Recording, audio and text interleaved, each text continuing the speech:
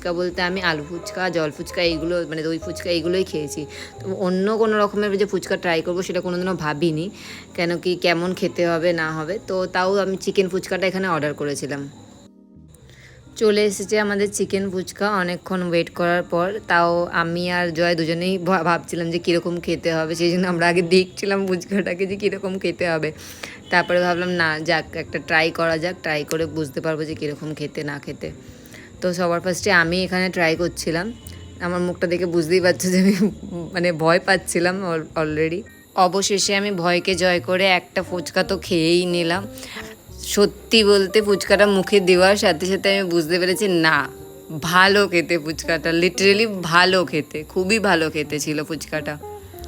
ফুচকাটার ভেতরে পুরোটাই একদম চিকেনের ভরে ভরে স্টাফিং দেওয়া ছিল, আর ওপর থেকে হালকা ধনেপাতা ছড়িয়ে দিয়েছিল। বাট খুবই খুবই ভালো।